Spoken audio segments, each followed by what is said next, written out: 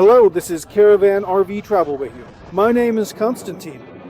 This motorhome is called the Venice V3, based on an Iveco chassis, and it has two slide-outs. As I show you this motorhome, I want to talk about ways to fix the shortcomings of Chinese RVs. How to make them as close as possible to American ones. This is the alcove. It's a good alcove. Thick. Not thin like in Europe, but thick. As I mentioned, it's based on an Iveco chassis and has two slide-outs. Here's one of them. Right here. And here's the second one. It's quite spacious inside. We're going to go inside now and take a look. Now let's start fixing the shortcomings. First, the boiler is a device that heats water. It turns cold water into hot water. It works only on electricity, 220 volts. No electricity, no hot water. How can this be fixed? The first way is to take it out and replace it with a 12-volt boiler. But that's just one way. It's kind of clumsy. Why throw out such a good boiler? The second way is to install a platform here and put a generator on it. And that's it. Not only does it solve the hot water problem, but it solves everything in general. All the electricity is 220 volts because there's also an induction stove there. It runs on 220 volt electricity, and there are a lot of other things too. By the way, here's the garage. Look how big it is. Next, the sewage system. The thing is, the gray water tank here isn't insulated. The fact is, you need to install heating elements here to solve the problem. These are thin pipes, water stagnates in them, and even if it's boiling hot inside, the water in these pipes will still freeze. And the gray water tank will break down, which means you'll lose your heat. Solving this problem is very simple. You just disconnect the gray water tank, and that's it. What does it mean to disconnect the gray water tank? It means to quickly drain that gray water outside. You solve this issue with this lemmer. Next. Honestly, a refrigerator just makes sense here. But for some reason, they decided to put cabinets here. Well, I guess they know better. But I would still install a refrigerator here. Maybe you could even get rid of these cabinets and put in a proper American refrigerator, like the ones used in outdoor kitchens of American RVs. Next, another drawback of Chinese RVs is the heater. The so-called Webasto, which just blasts hot air from a single spot. I can't even find that spot here. So where is it located here? It's hidden somewhere. I have no idea where this Webasto is in air. Oh, there it is. The Webasto is installed over there. And that's the only place hot air comes from. That's it, nowhere else. So basically, it creates swirling warm air currents. And the RV is heated not by natural circulation, but by forced air. So honestly, I have no idea what's going on here. It's a mess. How do you solve this problem? It's very simple. We buy an American hydronic heating system, run plastic pipes all around the perimeter of the RV at our service center, install a heat exchanger with a pump, and that pump circulates hot water throughout the entire RV.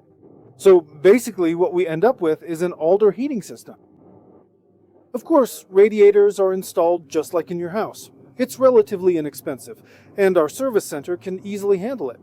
Now, let's talk about the good stuff. Take a look at this bedroom, the ceiling and the walls. Such a calming color, and overall the whole thing is really well done. There's a bit of a Chinese style going on here. Look how cool this is, right? Honestly, I didn't even notice it at first. So, video cameras have already been installed in this motorhome. I don't know why they did that right away.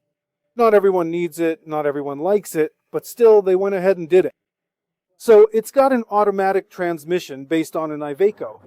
As for the vehicle itself, you'll find all the details in the link below this video. They're all pretty much the same, so I don't want to repeat myself, because the living modules are really interesting. So right here, they finally figured it out. This is the first time I've seen that it's not installed here. There's just this hole for a single burner induction cooktop, but it's just a spot for the induction cooktop. You can buy whichever kind you want, install a 2 or even 3 burner one. Well, 3 burners is unlikely, but 2 is easy. You can put it right here. In the middle, right here, you can put this cooktop, an induction burner. Awesome! So what's good about this? Here, you can install a regular induction cooktop. Next, this motorhome has a washing machine. Here it is, you see? Alright, a mirror. A French bed, a refrigerator? A compressor refrigerator. In China, they use compressor refrigerators everywhere. In that regard, they really know what they're doing. None of those old school absorption refrigerators, like in Europe. Oh, how beautiful! Look at this bedroom. I really like this spot. It's just amazing. Something like this. Some kind of futuristic style or something unusual. And by the way, here's the continuation of that ceiling. Alright, a Panasonic microwave oven. So here we have the air conditioner. A clean toilet, a sparkling sink, and a refreshing shower. The shower, just the way I like it in motorhomes, in this kind of style. So the lighting solution up here is actually pretty good. Look, not just here, but you can turn these lights off and leave it like this. It's this reflected light, soft, kind of like daylight. Oh, I almost forgot. The motorhome is for 1, 2, 3, 4, 5, 6. 6 sleeping spots. Places, I don't remember if I mentioned that or not. This motorhome. And here in China, it costs $82,000. Our company invites you on an incredibly interesting journey across the USA in motorhomes. You won't just see what others have seen, like in a travel cloud. You'll see for yourself what you'll experience next year. Caravanning is, above all, a tool for visiting interesting places. The Library of Congress of the USA, and got to know not only New York, Niagara Falls, Washington, Atlanta, the birthplace of Disneyland in Orlando, the Kennedy Space Center, relaxed in Miami, and we managed to do all this relatively easily in 3 weeks, which is practically impossible if you use hotels and a regular car. But we also got acquainted with the world's most advanced technologies in the field of motorhomes and travel trailers. This is the Type 3 motorhome offered for rent, or you can travel here with 1, 2, 3, 4, 5, 6 people. For this trip is on the website. Guys, we're in a state of suspended animation. Right here, this is one of the best beach spots in the world. Right now, they're parking us.